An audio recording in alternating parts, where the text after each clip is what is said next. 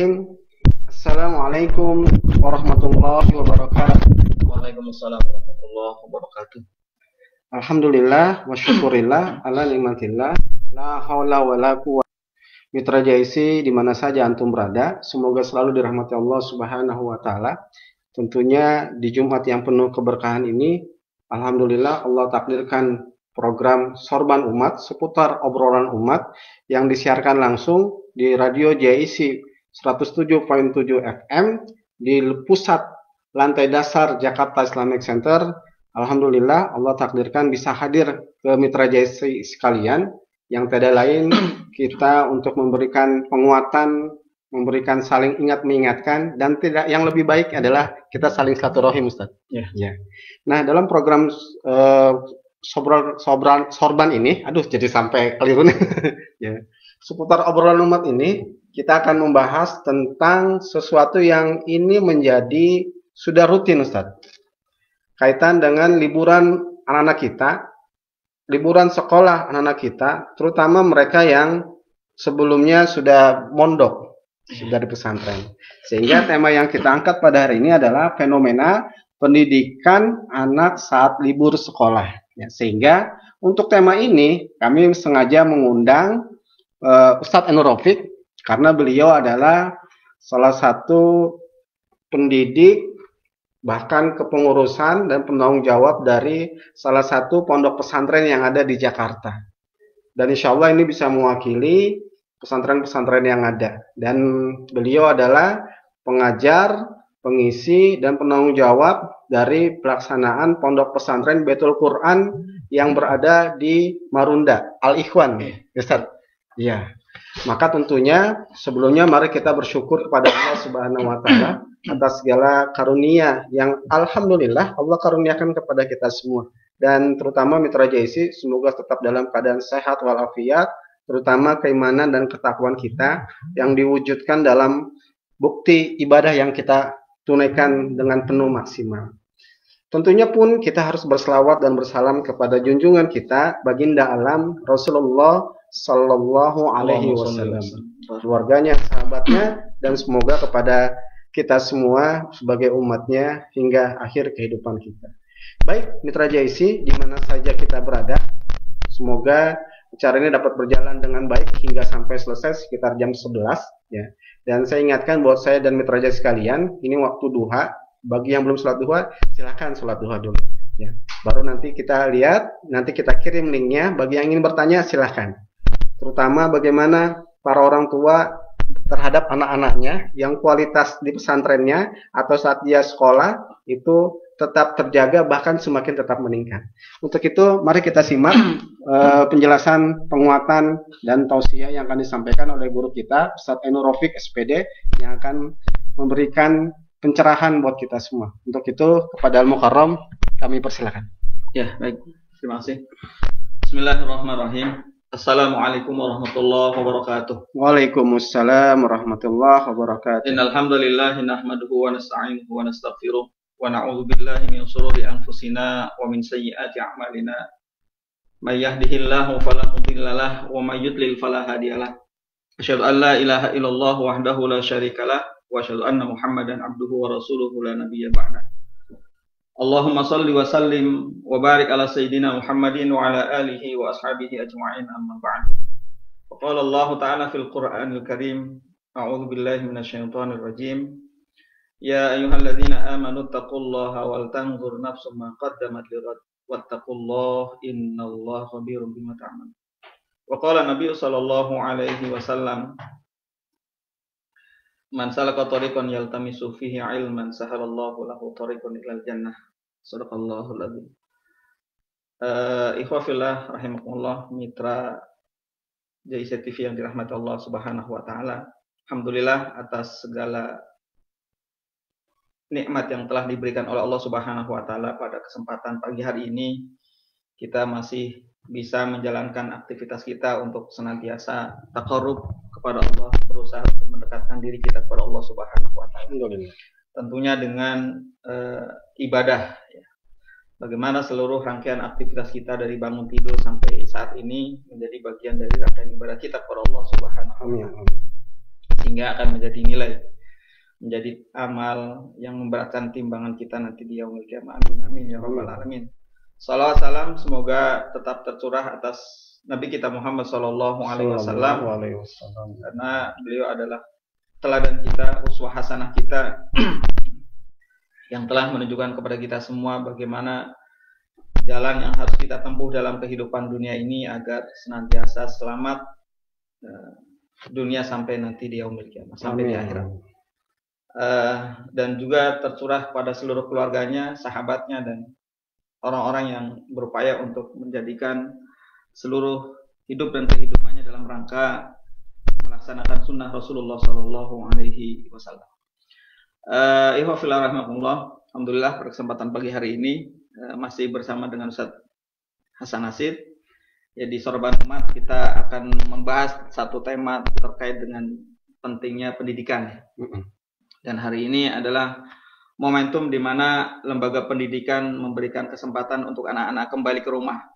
Sehingga ini menjadi bagian dari tanggung jawab orang tua di rumah bagaimana tetap mengawal proses pendidikan terhadap anak agar senantiasa tidak terputus. Kebiasaan-kebiasaan yang sudah dilaksanakan di lembaga pendidikannya di pesantren, dari mulai aktivitas ibadah, aktivitas belajar, dan kemudian aktivitas-aktivitas yang lain tetap berjalan dengan baik.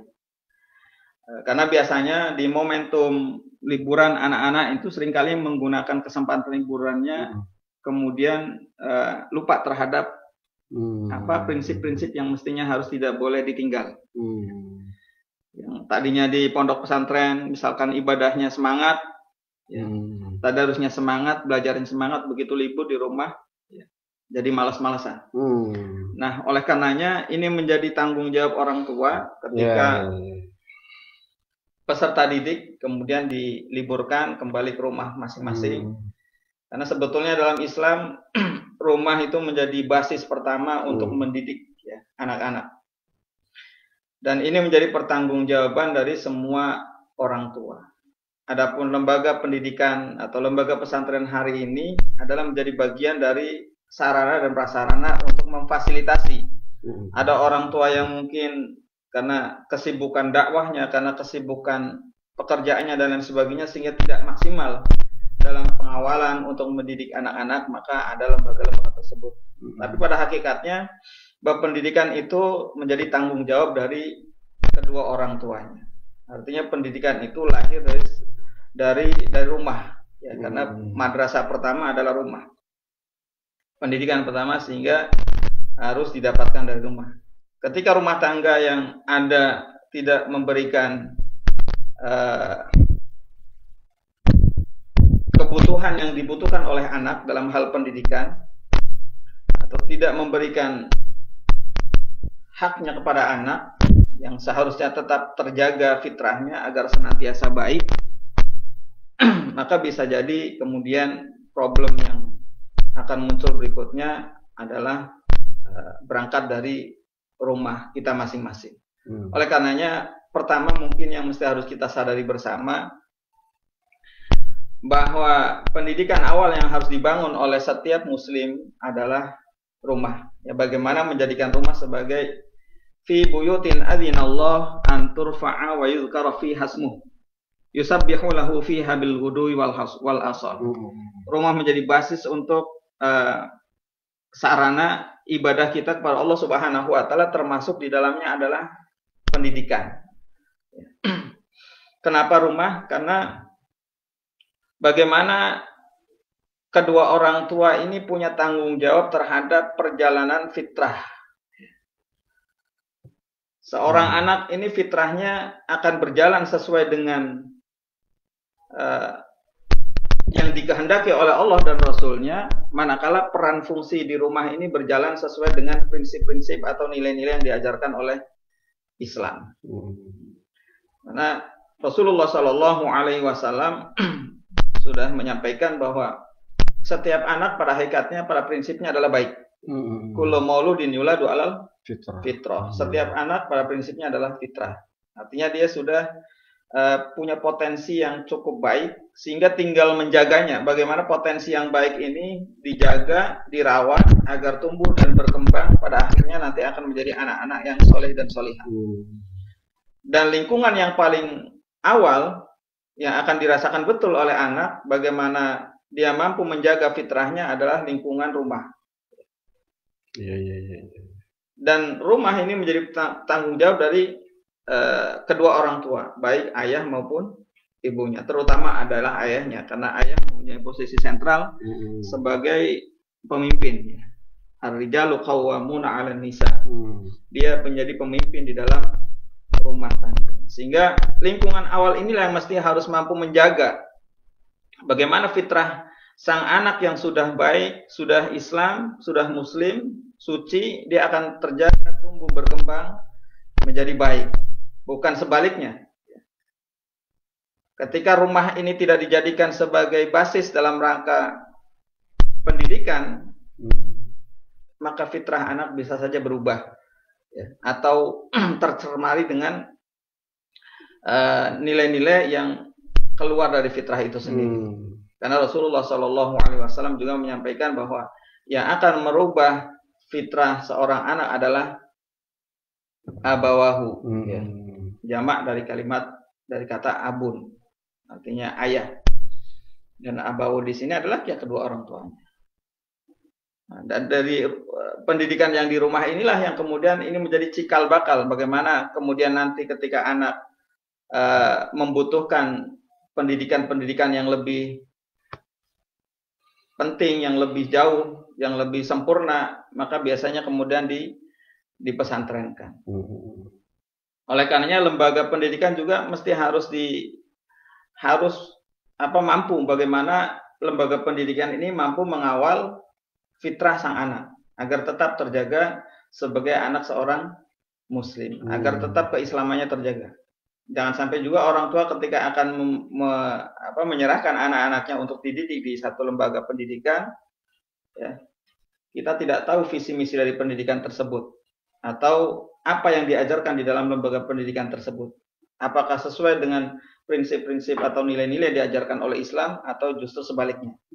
Karena bisa jadi ketika kita sudah mendidik dengan baik di rumah, tapi kemudian kita ingin menambah ilmu, menambah wawasan anak, kita titipkan di lembaga pendidikan, di pesantren, kemudian ternyata orientasi daripada pendidikan itu tidak membawa dampak kepada Islam, tidak membawa dampak kepada hal-hal yang positif, maka bisa saja ini akan merusak fitrah sang anak. Oleh karenanya, tadi kembali di masa liburan ini, tentunya anak-anak yang ada di pesantren, pulang ke rumah, maka tanggung jawab orang tua untuk tetap mengawal.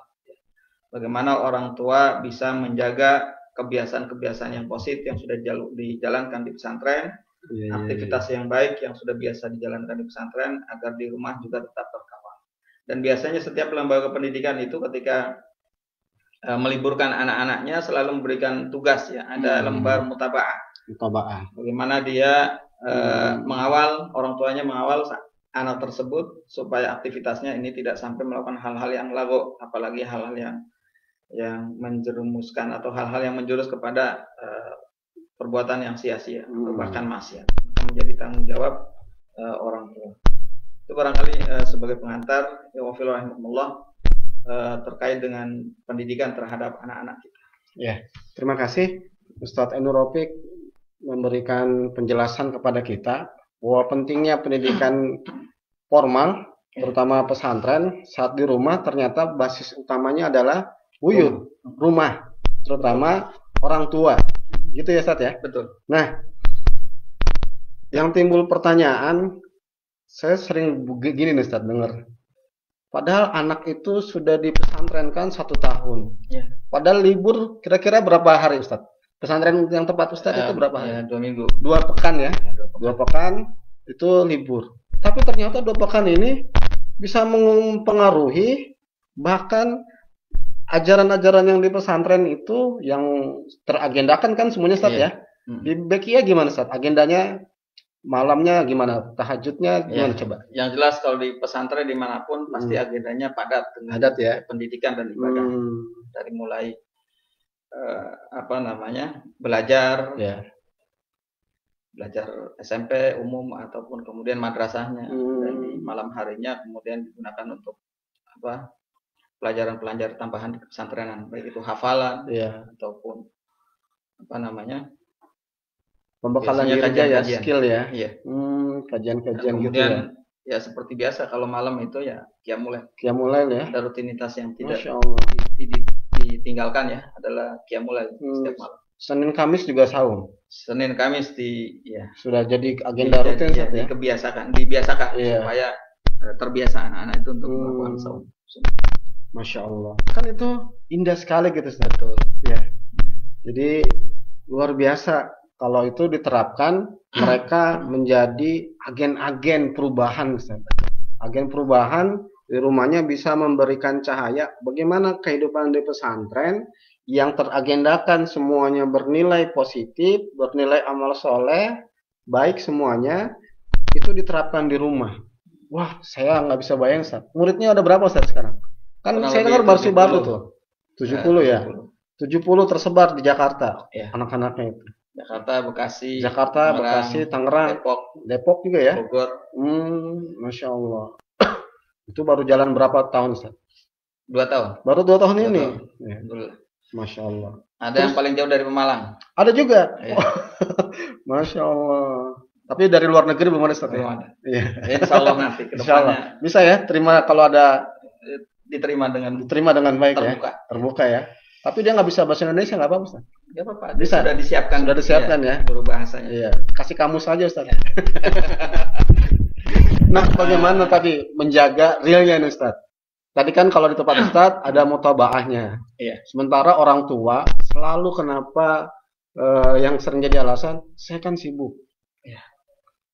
Akhirnya kadang suami istri, orang tua yang menjadi tanggung jawab utama itu bagaimana biar dia juga menjadi pendidik dan menjaga rumahnya adalah laksana pesantren. Iya, betul. Nah, gimana tuh, Ustaz?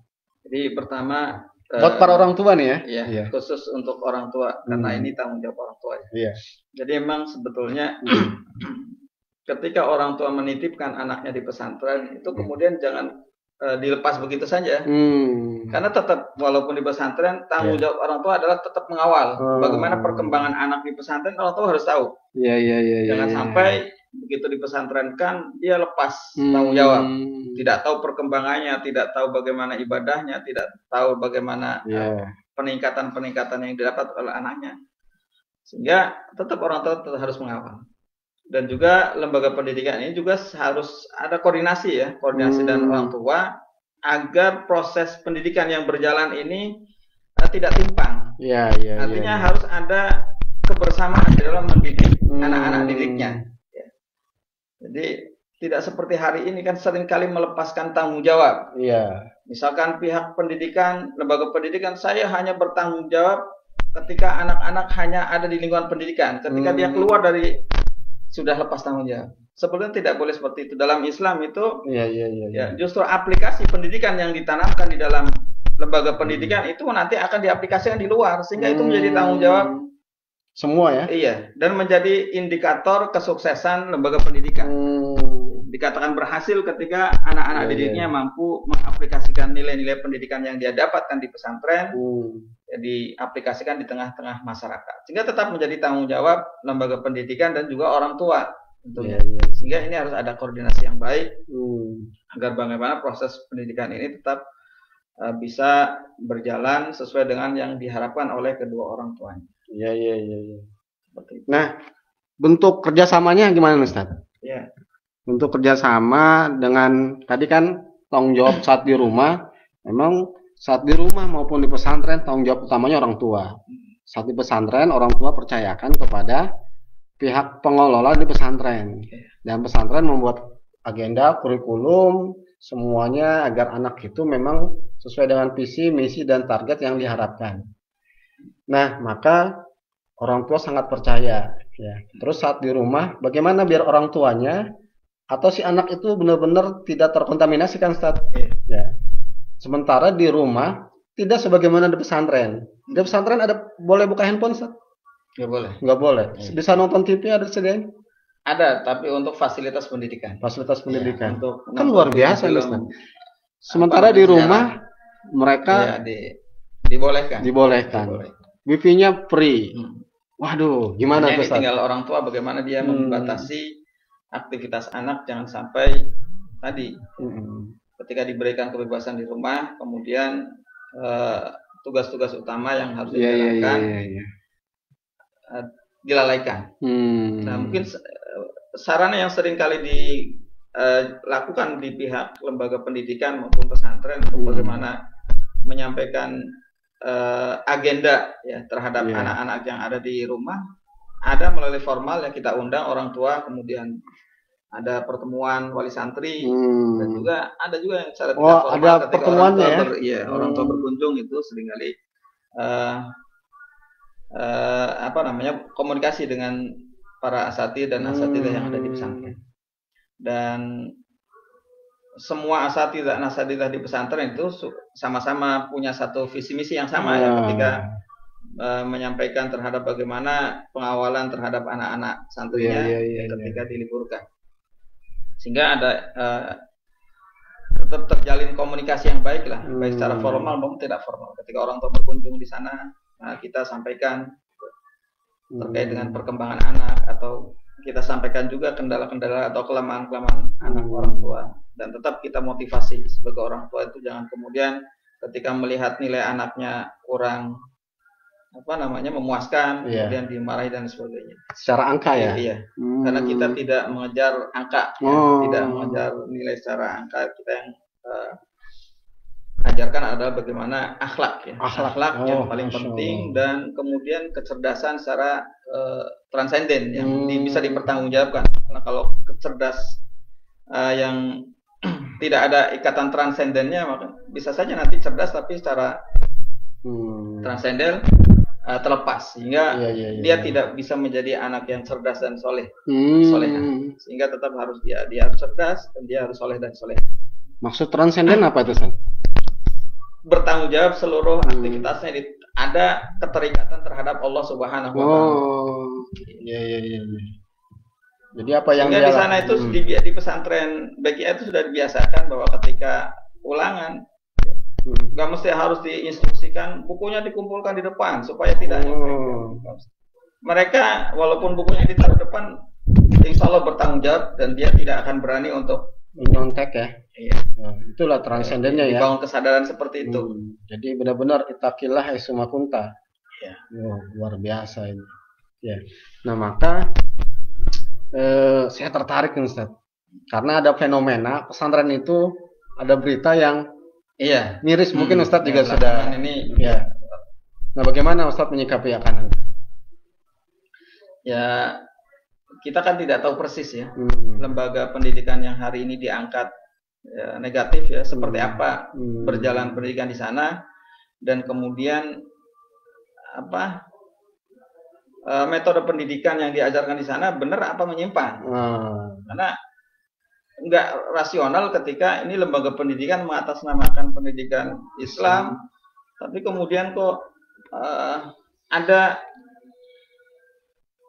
salah satu pendidiknya yang berbuat maksiat keluar dari nilai-nilai Islam, dan itu berjalan cukup lama. Artinya ini pendidikan nggak berjalan sesuai dengan baik, nggak ada pengawalan, nggak ada pengontrolan, sampai kemudian pada akhirnya memuncak seperti itu. Nah, itu barangkali yang satu sisi kita prihatin, satu sisi dia mengatasnamakan sebagai lembaga pendidikan agama lah ya, karena membawa simbol agama, sehingga cukup memberi pencemaran nama baik, walaupun ini juga harus kita proporsional dalam menyikapi, karena bisa saja ada oknum-oknum yang sengaja ingin menyudutkan institusi atau lembaga pendidikan Islam dengan isu-isu yang seperti itu. Walaupun ini nyata adanya ya, tapi tetap harus disikapi dengan proporsional. Tidak kemudian menjustifikasi bahwa kalau pendidikan pesantren berarti lebih dominan seperti itu. Karena tidak mewakili. Ini tidak mewakili lembaga-lembaga yang ada di dalam dunia pendidikan di pesantren. Karena secara umum pesantren baik. Dan terbukti bahwa lulusan dari pesantren itu baik dan tidak kalah dengan lulusan dari lembaga-lembaga pendidikan di luar pesantren. Seperti Ustadz sendiri lulusan pesantren juga? Ya, alhamdulillah saya lulusan pesantren. Oh, pantesan Ustadz. Dan pesantren tradisional bahkan saya. Oh, ada apa tuh? Pesantren Salafi. Oh, tradisional dan non tradisional. Berarti ada dong non tradisionalnya. Iya. Kalau dulu rata-rata pesantren salaf. Jadi awalnya nggak ada pendidikan umum. Jadi khusus belajar ngaji. Iya. Kajian baca kitab. Iya. Bahkan ada yang bilang kitabnya gundul, Ustaz. Wah, luar biasa ya. Iya, iya. Saya sangat terharu, itu luar biasa. Angkat jempol lah Ustaz sama lulusan-lulusan pesantren. Tapi ternyata yang saya tertarik, pesantren Baikia ini mengajarkan tentang akhlaknya itu. Iya. Dan kita sedang berupaya bagaimana santrinya itu minimal ya hafal Al-Quran. Hafal Al-Quran. Minimal ya 10 juz lah kalau. Untuk kelas berapa tuh Ustaz? 10 juz itu apa untuk selama dia? Iya, minimal satu angkatan. Satu angkatan. Iya. Ketika lulus kita targetkan minimal bisa 10 juz. Tapi bisa sampai 30 juz. Karena kita tidak fokus hanya di di tahfidz. Ya. Bisa saja kalau kita fokus di tahfidznya. Iya. Karena kalau yang khusus di tahfidz itu ya nggak sampai lama, paling 3-4 tahun ada yang sudah bisa lulus. Karena kita tidak khusus di tahfidz, ada pendidikan-pendidikan lain yang diajarkan pada santri, sehingga kita tidak membebani untuk semuanya harus hafal. Tapi ada target hafalan minimal dari mulai masuk. Iya. Kelas 1 kita lihat perkembangan bacaan anak-anak. Kalau sudah masuk seleksi atau sudah kita tasmi ya, ada kita uji dengan tasmi. Ada tahapannya gitu Ustaz ya? Tahapannya, kalau sudah layak untuk bisa menghafal maka masuk kepada tahapan menghafal. Tapi ada juga yang sudah satu tahun ya, karena belum layak, masih perlu banyak harus diperbaiki, ya tidak bisa dipaksakan untuk betul. Ya. Tapi pesantren itu mengajarkan juga mereka terbiasa dengan berbahasa komunikasi selain Indonesia Ustaz. Ada nanti di BKI ini sekarang belum. Insya Allah di tahun angkatan kedua ini, Insya Allah nanti ada hari bahasa. Jadi untuk hari tertentu, untuk angkatan tertentu nanti harus pakai bahasa tertentu. Bahasa Arab. Bahasa Arab. Ini bahasa Arab. Bahasa Arabnya yang kan katanya bahasa Arab tuh ada pasaran sama ada bidangnya. Ada bidangnya ya. Ada bidangnya, ada pakarnya yang karena sudah kita siapkan tenaga untuk mengajarkan komunikasi bahasa. Bahasa Inggris. Bahasa Inggris juga termasuk. Jerman? Belum. Bahasa Arab dan bahasa Arab sementara bahasa Arab. Bahasa Arab dan jadi bahasa Inggris ya. Ya. Waduh, tantangan ini Ustaz buat saya nih. Ya. Ya. Nanti Ustaz sekali-kali boleh daftar untuk. Insya Allah. Mau nyantri apa mau menjadi guru? Oh, nyantri dulu Ustaz. Saya gini-gini lulusan pesantren juga Ustaz. Ya. Pesantren kilat tapi. Nah gini Ustaz, yang saya tertarik juga, anak-anak pesantren itu saat mereka mondok ternyata dilatih juga memiliki skill, kemampuan untuk bisa tampil di khalayak umum. Ya, itu kan nggak mudah Ustaz. Bisa bicara di hadapan umum, bahkan dia naik mimbar dengan kemampuannya yang luar. Saya pernah ke pesantren-pesantren kawan juga. Ini santri. Wah, itu gimana Ustaz di sana? Iya, karena pertama bahwa mereka ketika belajar di pesantren itu kan kita persiapkan mereka untuk menjadi dai. Ya.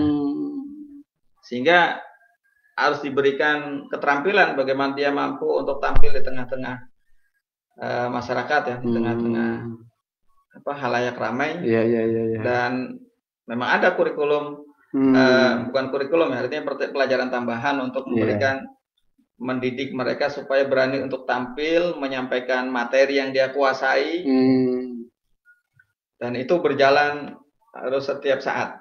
Jadi setiap kita gunakan waktu-waktu di ba'da sholat itu anak-anak untuk tampil, memberikan tausiah, walaupun hanya sebentar, tapi itu sebagai sarana untuk bagaimana membangun mental anak ini supaya berani tampil, menyampaikan kebenaran. Dan luar biasa perkembangannya dari anak-anak yang sudah terbiasa untuk tampil di masjid ya, di mimbar ketika setelah sholat dia memberikan tausiah, itu luar biasa. dan terbangun mentalnya. Ketika pulang ke rumah, ya, dia sudah berani untuk memimpin, misalkan memimpin ada pengajian di keluarganya, dia berani. Dan ini menjadi kebanggaan buat keluarga ya. Biasanya keluarga itu lebih menilai kepada hal-hal yang seperti itu. Oh, anak saya sudah bisa tampil, anak saya sudah bisa berani untuk ngomong di depan. Itu menjadi. Makanya ini juga tidak dikesampingkan bahwa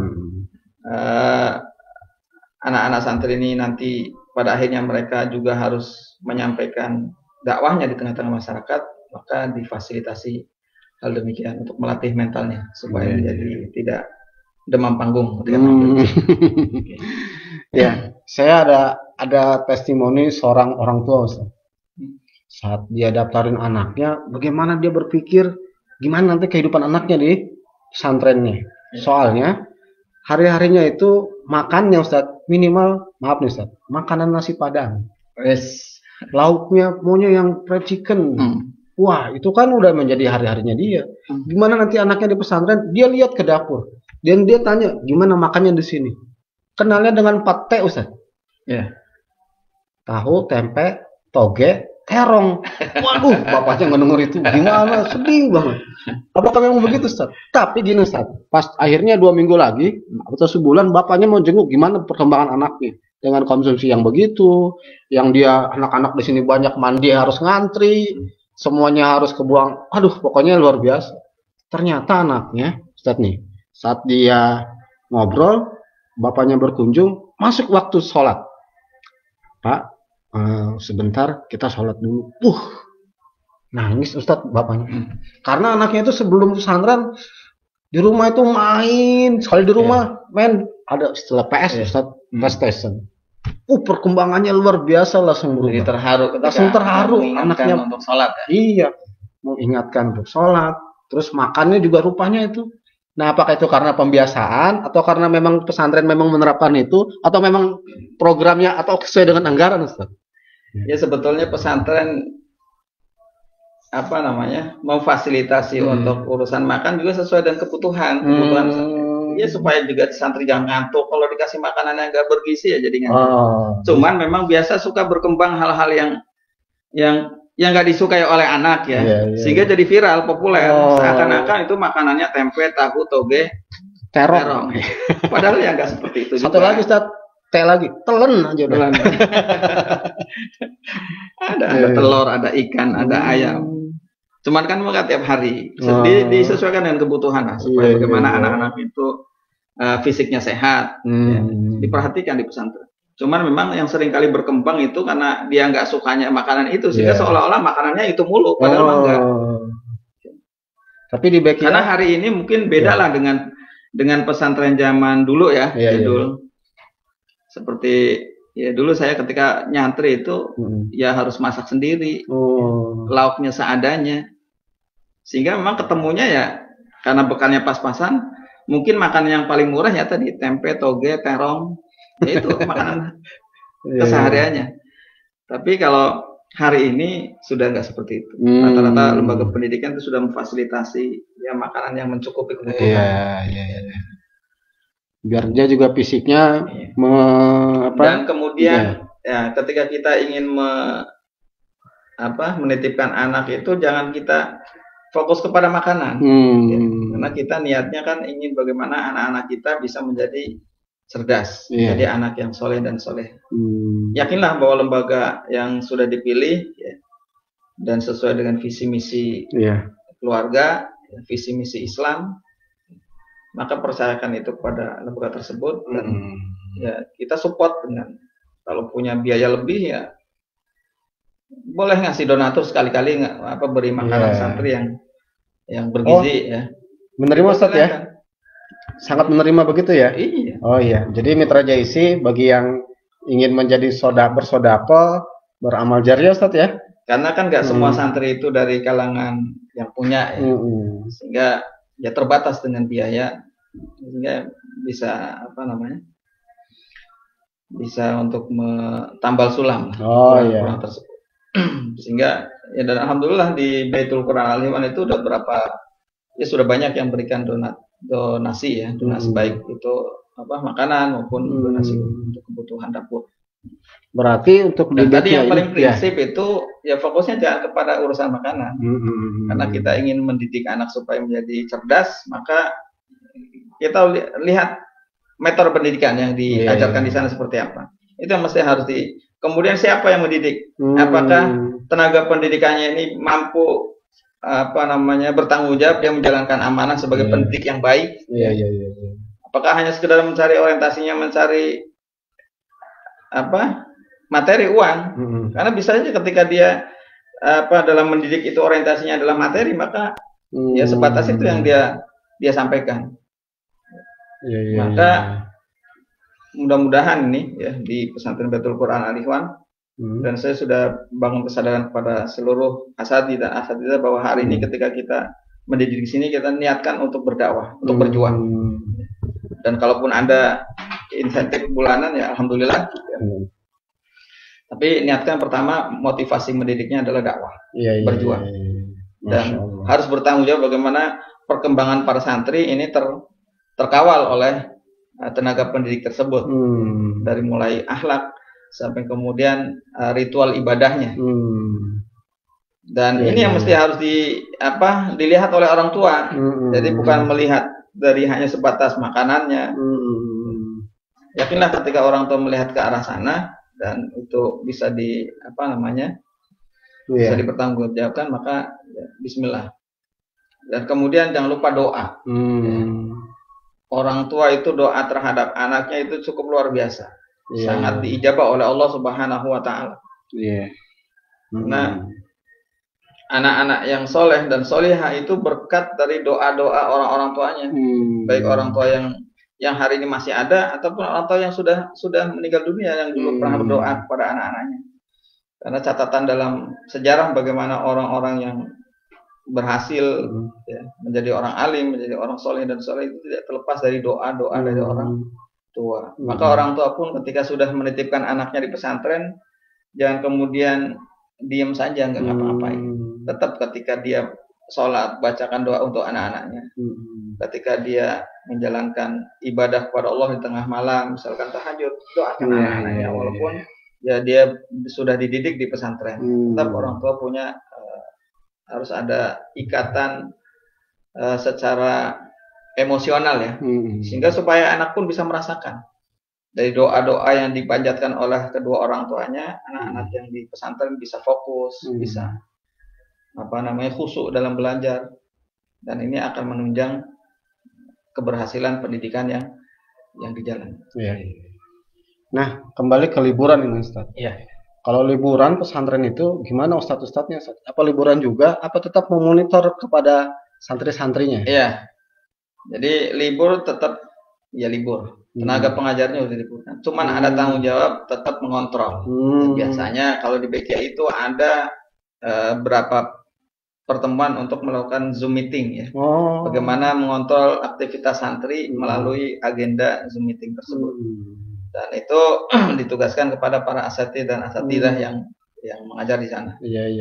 Sehingga tidak libur total. Artinya walaupun libur tetap ada tanggung jawab untuk mengontrol santri di rumah. Berarti nggak merasa udah bebas gitu. Pas hari libur, apalagi ada nyanyian Ustaz. Libur telah tiba. Kayaknya seneng banget Ustaz. Maka kalau bisa diperpanjang. Tapi ngomong-ngomong libur sampai setahun ini Ustaz.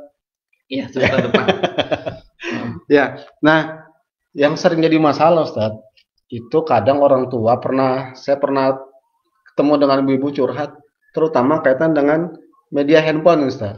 Saat di rumah, padahal kan soalnya kalau di pesantren mereka nggak dikenalkan ya, bahkan dilarang.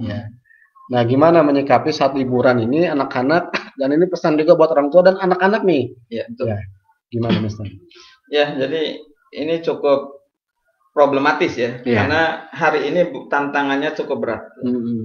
Ketika dunia semakin maju ya, alat komunikasi semakin canggih, maka jangan lupa bahwa di situ juga ada ancaman ya, ancaman yang bisa saja akan mengancam terhadap anak-anak kita.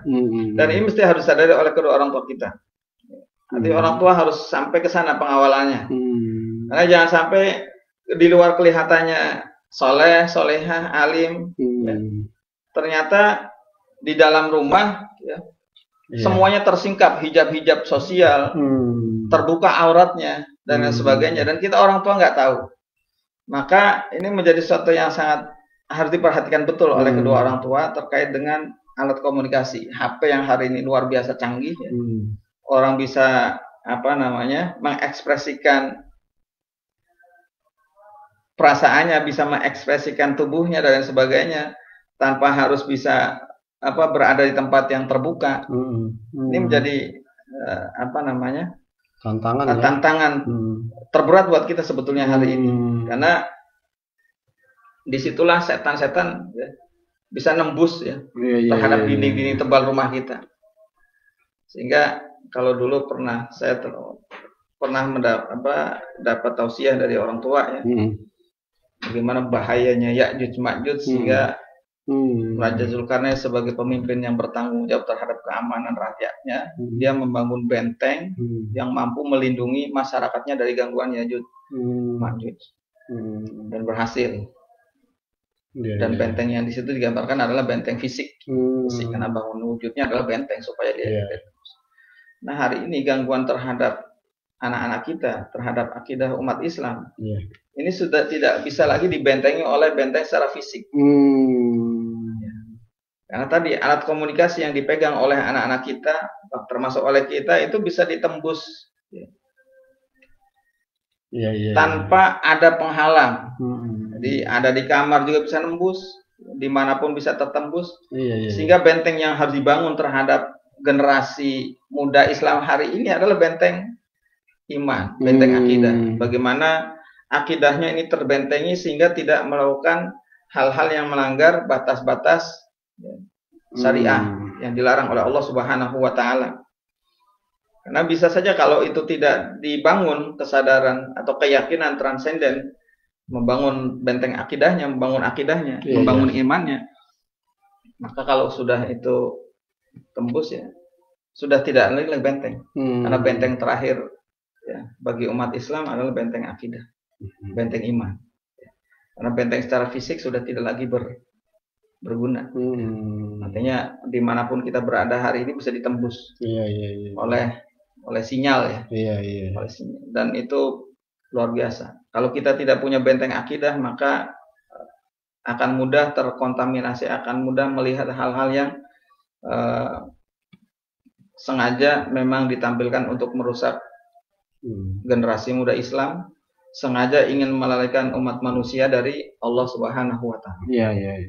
Sehingga ya tadi ini juga menjadi pengawalan ekstra ketat dari orang tua ketika anak di rumah yang biasanya di pesantren nggak megang alat komunikasi, nggak megang HP, ketika di rumah diberikan HP, maka harus dipantau komunikasinya dengan siapa, apa yang dia lihat. Apakah yang dilihat itu hal-hal yang positif yang akan mendukung perkembangan pendidikan di pesantrennya atau sebaliknya. Jadi tantangan ya buat para orang tua hari ini. Nggak dibeliin HP berat juga ya, karena sekolahnya harus pakai HP. Betul. Anak nangis maunya lihatnya HP. Sehingga satu-satunya jalan yaitu harus kita bangun kemandirian dalam akidah ya, supaya dia bisa bertanggung jawab terhadap apa yang dia lakukan. Berarti maaf Ustaz, buat orang tua ini harus juga mendapatkan penguatan dalam hal gimana sih gitu, penguatan akidahnya tadi, terutama ke orang tuanya. Ya memang mestinya orang tua itu kan menjadi penanggung jawab ya. Mestinya orang tua yang harus paham terlebih awal, harus paham terlebih dahulu supaya dia tahu ya. Kalaupun ada hari ini orang tua yang tidak sampai ke sana karena belum memahami ya, mesti harus kita sampaikan. Maka biasanya tadi ada komunikasi antara pihak pesantren dengan orang tua. Dan kita seringkali memberikan kajian-kajian umum yang diharapkan orang tua santri itu bisa hadir. Sebetulnya itu metode untuk bagaimana membangun sinkronisasi pendidikan yang sedang dibangun oleh pesantren dengan orang tua, supaya tidak split ya. Oh, di BKI ada gitu Ustaz ya? Ada, cuman memang belum bisa maksimal. Jadi apa namanya? Prosesnya berjalan. Agenda yang sudah berjalan itu belum bisa dihadiri secara maksimal oleh wali santri. Ya, tadi mungkin barangkali karena kesibukan orang tua atau wali santri sehingga tidak bisa hadir. Harusnya itu menjadi apa namanya, sarana yang tadi untuk membangun juga kualitas orang tua ya, supaya ada kesamaan visi misi dalam mendidik anak. Ya, saya pernah dengar salah satu pakar pendidikan, Mas Tan. Pertanyaannya juga tentang handphone terhadap orang tua, terhadap anak. Gimana caranya? Ambil, katanya. Karena kita sebagai orang tua mengambilnya itu bukan karena benci, bukan karena kesal, tapi justru itu karena bentuk kasih sayang kita kepada anak-anak kita. Tapi nggak semudah apa yang diomongin, Ustaz. Betul. Nah, itu dia. Tadi Ustaz sudah jelaskan ya, bagaimana membangun itu kesadaran. Ya. Nah, baik mitra JC sekalian, banyak pesan-pesan kita sebagai orang tua, ya.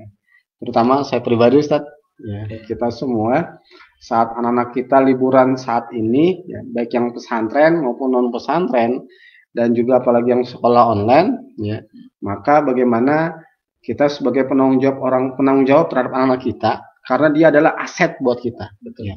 Kita Ustaz kalau ketemu dengan teman-teman lama, reuni nih Ustaz, nostalgia. Itu ditanya anaknya berapa? Betul. Luar biasa Ustaz. Bukan ditanya istrinya berapa? Enggak. Mobilnya berapa? Enggak. Rumahnya berapa? Anak yang ditanya. Maka ini harus kita sadari betapa pentingnya anak-anak kita untuk benar-benar menjadi anak yang diharapkan. Dia anak yang soleh dan soleha. Tapi ngomong-ngomong, kalau contohnya nih Ustaz, tetangga saya atau anak saya mau daftar sekolah di BKA gitu, Baitul Quran Al-Ikhwan. Gimana teknisnya? Adakah persyaratan-persyaratan? Apalagi bicara biaya, ada nggak Ustaz? Apa belum menerima? Tentunya ada persyaratan. Oh iya. Yang lebih jelas kalau pengen apa namanya? Menitipkan anaknya di pesantren ya, datang sana. Kita sudah siapkan panitia untuk menyambut orang tua yang akan konsultasi, menanyakan apa namanya pendidikan kepesantrenan. Silakan. Di sana sudah disiapkan. Insya Allah nanti mulai tanggal. Jadi setelah liburan ini kita sudah bikin panitia untuk penerimaan santri baru. Dan akan ada petugas yang jaga di sana untuk bisa menjelaskan. Jadi orang tua yang pengen berkunjung ke sana karena ada keinginan mungkin untuk biar lihat langsung gimana sih. Ya, apalagi ketemu langsung dengan ustadznya. Bener gak ini ustadz apa jangan-jangan? Ya, kalau kebetulan rumahnya jauh Ustaz. Ada link-linknya nanti bisa Ustaz ya? Ada kita lagi dibuat nanti mungkin akan segera diluncurkan. Link-link untuk penerimaan santri baru. Biasanya juga pesantren itu dibekali dengan kesiapan fisik. Ada pembekalan. Ada juga ya. Fisik untuk kurikulum apa namanya? Eskul itu ada pendidikan untuk melatih fisik itu dengan olahraga. Iya. Dan di sana sudah ada olahraga macam-macam ya. Karate sama latihan memanah. Oh, latihan memanah juga ada ya. Karena latihan memanah ini kan cukup jarang lah ya di lembaga pendidikan, masih belum apa namanya? Belum populer. Padahal ini satu yang sangat dianjurkan, yang diperintahkan oleh Rasulullah SAW. Alhamdulillah ada salah satu pengurus yang memang dia punya sertifikat apa namanya bidang pemanahan. Archery. Sehingga ada eskul panahan. Masya Allah. Berarti di BKA itu ada sarana. Ada. Luas ya berarti ya. Iya. Ya, baik mitra JC sekalian, saat kita ngobrolin tentang aset anak-anak kita, kayaknya ini nggak bakal habis-habis nih Ustaz. Betul. Iya. Karena memang dia menjadi aset dan bahkan sebagai tindak lanjut dalam perjalanan kehidupan kita. Ya. Saya sering mendengar gini Ustaz, dalam Quran surat Maryam itu di ayat 59 kalau nggak salah, generasi buruk Ustaz. Nah, bagaimana biar itu jangan sampai ada gitu Ustaz ya? Ya. Nah, pesan terakhir Ustaz kaitan dengan ayat itu Ustaz. Jadi Allah Subhanahu wa taala berfirman di dalam Al-Qur'an, wal yakhshal ladzina law taraku di'afan khafu ila akhir ayat. Jadi Allah Subhanahu wa taala memperingatkan kepada orang-orang beriman jangan sampai meninggalkan generasi yang lemah. Ya.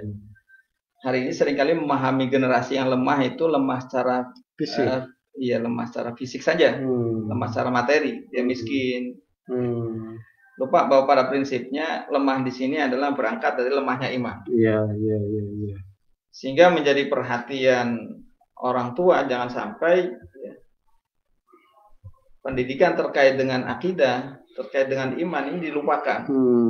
Karena memang pada fitrahnya, pada prinsipnya ketika Allah Subhanahu wa taala menciptakan seluruh manusia yang lahir di muka bumi ini, Allah menciptakan itu dengan fitrah. Jadi diberikan potensi iman. Sehingga ini yang mesti harus dijaga. Jangan sampai fitrah ini yang sudah Allah berikan kepada setiap manusia ini kemudian melemah atau bahkan kemudian tidak berfungsi, bahkan kemudian mati. Maka pertanggungjawaban ini tentunya pertama dibebankan kepada kedua orang tua. Seperti tadi walakin abawahu au yuhawidanihi yumajisanihi au yunasironihi. Sehingga menjadi tanggung jawab orang tua jangan sampai meninggalkan anak-anak kita yang sebetulnya Allah sudah memberikan fitrah yang baik, menjadi orang yang suci, yang beriman, kemudian orang tua malah tidak mampu menjaga amanah tersebut dengan baik, sehingga nanti akan meninggalkan generasi-generasi yang lemah iman. Kalau sudah lemah imannya, maka akan berdampak kepada lemahnya seluruh aktivitas yang dia jalankan, tidak karena iman, tidak karena Allah Subhanahu wa taala, dan amalan atau seluruh aktivitas yang dijalankan lahir bukan karena iman, bukan karena kesadaran sebagai seorang hamba Allah Subhanahu wa taala, maka tidak akan bisa menjadi nilai ibadah. Betul Ustaz. Ya baik, ternyata waktu udah jam 11 lewat. Sangat disayangkan, tapi saya ingin bacakan salah satu dari mitra JC yang mengirim di link Facebook kita Ustaz. Itu perwakilan saja dari Ibu Ida Fitria Ali. Ini testimoni nih Ustaz. Terbukti Ustadz, kemarin santri Beki ada yang beli pancong. Oh berarti ini usahanya pancong nih Ustadz. Untuk iftar saum Kamis, Masya Allah. Walaupun liburan di rumah, tetap istiqomah saum Senin dan Kamis seperti di pondoknya. Wah, luar biasa Ustadz. Ini udah pembuktian. Artinya apa yang diajarkan kebiasaan-kebiasaan yang baik di pesantren itu digepak tularkan di rumah mereka masing-masing. Nah, gimana menurut Ustadz, dan sekaligus untuk memberikan pesan-pesan kepada anak-anak yang libur atau santri Ustadz dan santri-santri yang lain serta murid-murid kita, anak-anak kita semua yang itu semua mereka menjadi harapan buat Islam dan negeri ini. Baik, mitra JC yang dirahmati Allah Subhanahu wa taala dan juga para santri yang barangkali hari ini bisa hadir bersama-sama untuk menyaksikan acara ini. Pesan Abi bagaimana kalian tetap istiqomah, tetap menjalankan tugas di rumah dengan tidak meninggalkan kewajiban-kewajiban yang sudah menjadi kewajiban rutin di pesantren jalankan. Termasuk juga tugas-tugas mutabaah yang mesti harus dijalankan dengan baik. Alhamdulillah kalau tadi ada salah satu pengusaha pancong pancong lumer, karena ini pancong lumer ini cukup populer di pesantren. Masya Allah. Karena ada beberapa donatur yang memang dia khusus mendonasikan pancong lumer di hari Kamis dan Senin untuk bukan santri. Dan rupanya bersyukur alhamdulillah, dan ternyata menjadi makanan favorit santri. Sehingga santri ketika puasa di rumah bukanya pakai pancong lumer. Dan mudah-mudahan yang lain juga bisa menjalankan aktivitas ibadah seperti di pesantren. Dan baik, mitra JC yang dirahmati Allah Subhanahu wa taala, bahwa kembali kepada pentingnya pendidikan yang hari ini menjadi tugas tanggung jawab orang tua. Karena dunia akhir zaman ini dunia yang penuh dengan cobaan, ujian bagi orang tua, yang seringkali kalau kita lupa atau kita terbawa oleh pengaruh lingkungan yang hari ini sudah memisahkan antara tanggung jawab orang tua dan juga anak sebagai amanah yang mesti harus dijalankan dengan baik, atau kemudian juga disibukkan oleh orientasi cara berpikir yang tidak islami, yang kemudian lebih didominasi kepada orientasi duniawi, orientasi materi, yang kemudian ini akan merusak tatanan nilai-nilai yang diajarkan oleh Islam, tatanan nilai yang diajarkan oleh Al-Quran. Maka mari kita sebagai orang tua sadar itu dan kembali ya, bagaimana kita sebagai orang tua itu bertanggung jawab untuk tetap menjaga amanah Allah Subhanahu wa taala, dan amanah terhadap anak yang diberikan oleh Allah Subhanahu wa taala padahal itu adalah sebuah aset yang luar biasa. Indikator keselamatan kita di akhirat nanti adalah anak-anak kita. Kalau kita mampu mendidik anak-anak kita dengan baik, menjadikan anak-anak kita anak yang soleh dan solehah, maka anak-anak kita lah yang nanti akan memberikan syafaat, memberikan pertolongan kita, kedua orang tuanya, bahkan kakek neneknya akan bisa memberikan syafaat kepada keluarganya. Sehingga ini jangan sampai dilupakan oleh orang tua terkait betapa anak ini punya peran yang sangat sentral di dalam kehidupan rumah tangga, kemudian kehidupan masyarakat, bangsa, bahkan negara, bahkan dunia hari ini. Sehingga jangan sampai kita salah dalam mendidik anak-anak kita, salah menitipkan anak kita di lembaga pendidikan yang kemudian justru jauh dari fitrah yang sudah diberikan oleh Allah Subhanahu wa taala. Karena ujian terberat bagi orang tua, sebagaimana Rasulullah Shallallahu Alaihi Wasallam ingatkan dalam hadisnya, bahwa setiap anak yang setiap hamba Allah Subhanahu wa taala yang diciptakan oleh Allah di muka bumi ini, Allah sudah berikan dengan hanifah, diberikan kelurusan. Artinya diberikan fitrah yang baik oleh Allah Subhanahu wa taala. Tapi sadar bahwa ada setan yang berupaya untuk memalingkan dari fitrah tersebut. Yang memalingkan dari sesuatu yang halal kemudian menjadi haram, yang haram kemudian menjadi yang halal. Dibalik-balik oleh setan. Dan ini menjadi tantangan, menjadi ujian bagi orang tua agar anak-anaknya tetap terjaga fitrahnya, tetap menjadi anak yang soleh dan solehah sampai dewasa, sampai nanti bisa memberikan kebanggaan buat orang tuanya. Dan kebanggaan kedua orang tuanya adalah bukan di dunia ini. Walaupun yakinlah ketika anak-anak kita menjadi anak yang soleh, dia akan menjadi qurrata ayun, menjadi kebanggaan di dunia. Tapi lebih jauh adalah kebahagiaan kita orang tua nanti di akhirat. Maka menjadi penting bagi kita sebagai orang tua untuk tetap bertanggung jawab terhadap pendidikan anak yang memang itu diamanahkan oleh Allah Subhanahu wa taala kepada orang tua, bukan kepada lembaga pendidikan, ya, kepada orang tua. Sehingga harus menjadikan fi buyutin adinallah. Rumah kita itu menjadi basis ya, untuk Allah berikan izin ya, mendidik anak-anak kita supaya anak-anak kita menjadi orang-orang yang taat, menjadi orang-orang yang senantiasa berzikir kepada Allah, yusabbihu lahu fiha bil ghuduwi wal asal, baik di pagi hari, di petang hari, dan kapanpun ketika berada di rumah dia beribadah kepada Allah. Dan rumah menjadi tempat yang harus paling nyaman bagi anak-anak kita. Jangan sampai anak kita nggak betah di rumah. Jadi jadikan rumah ini sebagai tempat yang paling nyaman untuk anak-anak kita. Dan teladan yang paling baik bagi anak-anak kita adalah orang tua. Sehingga ayah, ibu, abi, umi harus menjadi qudwah.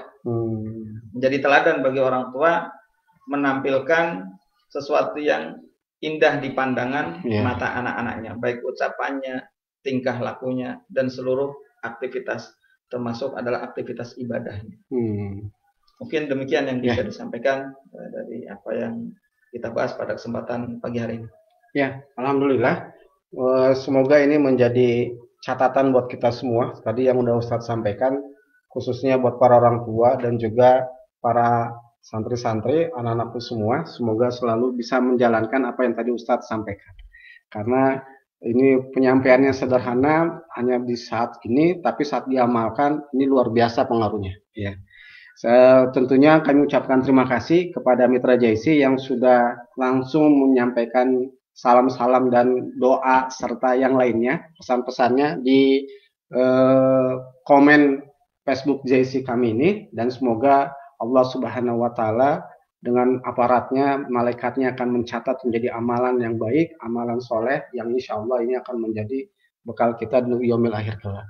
Dan terutama buat anak kita, semoga anak kita menjadi anak yang soleh dan soleha yang akan memberikan penguatan terutama dalam negeri ini. Ya. Baik, karena ini sudah mentok Ustadz waktunya, ya. Apalagi saya lihat Ustadz sudah siap-siap mau khotib ini kayaknya. Iya. Ya, baik Mitra JC sekalian, terima kasih dan tentunya kami pun mohon maaf atas segala kehilafan, kesalahan yang sengaja maupun tidak sengaja kami ucapkan atau kami perbuat, maka mohon dimaafkan.